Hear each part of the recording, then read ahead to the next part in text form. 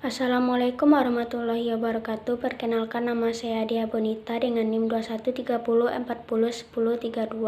Saya berasal dari kelompok 1 akan mempresentasikan makalah dengan judul Ruang Lingkup Ekonomi Moneter.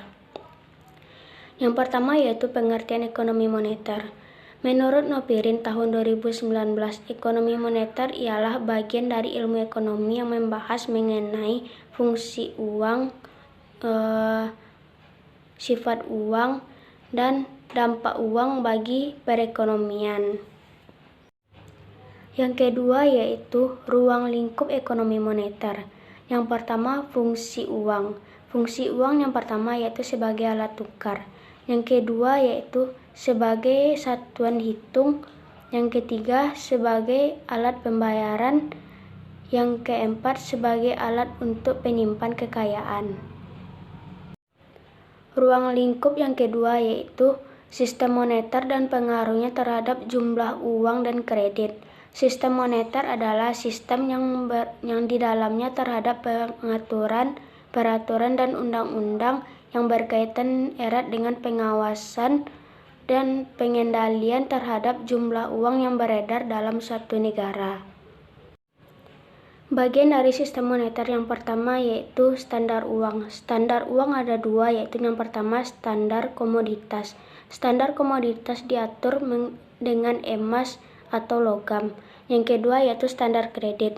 Standar kredit yaitu kebalikan dari standar komoditas yang tidak tergantung pada emas dan logam, yang lebih bersifat fleksibel terhadap fungsi. Yang bagian sistem moneter yang kedua yaitu jenis-jenis uang. Pada umumnya di Indonesia ada dua jenis uang. Yang pertama yaitu uang giral. Uang giral yaitu surat-surat berharga seperti sertifikat tanah, cek, dan lain-lainnya. Yang kedua yaitu uang kartal. Uang kartal yaitu seperti uang yang beredar di masyarakat seperti uang kertas dan uang logam. Bagian dari sistem moneter yang ketiga yaitu lembaga penerbit dan pengendalian uang. Lembaga penerbit dan pengendalian uang adalah lembaga yang berwenang dan legalitas terhadap pencetakan dan pengedaran uang. Lembaga ini yaitu bank sentral dan bank komersial. Assalamualaikum warahmatullahi wabarakatuh. Perkenalkan, nama saya Abdul Rahim, NIM 2130401001. Materi selanjutnya yaitu C. Struktur dan fungsi bank sentral.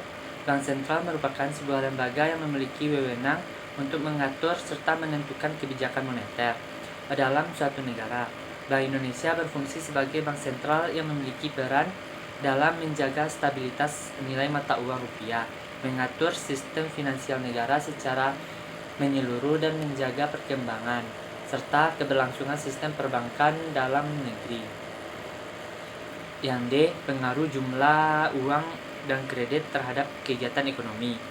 Jumlah uang yang beredar adalah seluruh jumlah uang kartal dan uang giral yang ada di masyarakat, yang kemudian digunakan dalam berbagai kegiatan ekonomi. Jadi dalam arti yang lebih luas bahwa jumlah uang beredar adalah total dari seluruh jumlah uang kartal, uang giral, dan uang kuasai yang ada di masyarakat. Ada beberapa pengaruh jumlah uang dan kredit terhadap kegiatan ekonomi. 1. Tingkat pertumbuhan ekonomi. Kedua, tingkat suku bunga. Ketiga, daya beli masyarakat. 4. Harga pasar. Pembayaran serta sistem moneter internasional. Sistem moneter internasional merupakan kerangka kerja institusional saat dilakukan pembayaran internasional. Pergerakan modal dan nilai tukar antar mata uang. Sistem moneter juga berhubungan dengan serangkaian perjanjian, undang-undang, institusi, aturan, mekanisme, dan kebijakan yang kompleks terkait pergerakan modal, pembayaran internasional, dan nilai tukar uang. Tingkat perkembangan ekonomi terdapat banyak faktor dan mempengaruhi pada pencapaian tinggi rendahnya pertumbuhan suatu negara. Assalamualaikum warahmatullahi wabarakatuh. Perkenalkan, nama saya Nisa Ramadhani. Di sini saya akan melanjutkan materi yang kedua tentang ayat-ayat Al-Quran tentang ekonomi moneter. Salah satu ayat-ayat Al-Quran yang membahas tentang ekonomi moneter yaitu terdapat pada Quran Surah At-Taubah ayat 34-35. Dalam Quran Surah At-Taubah ayat 34-35 dijelaskan bahwa ekonomi Islam secara jelas telah membedakan antara money dan kapital. Dalam Islam, uang adalah public good atau milik masyarakat, dan oleh karenanya penimbunan uang berarti mengurangi uang beredar. Implikasinya, proses pertukaran dalam perekonomian terhambat.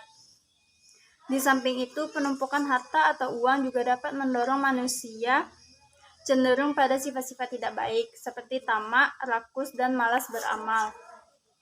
Sifat-sifat yang tidak baik ini juga mempunyai imbas yang tidak baik terhadap kelangsungan perekonomian. Oleh karenanya, Islam melarang penumpukan atau penimbunan harta dan memonopoli kekayaan. Sekian materi dari saya sudahi dengan Assalamualaikum warahmatullahi wabarakatuh.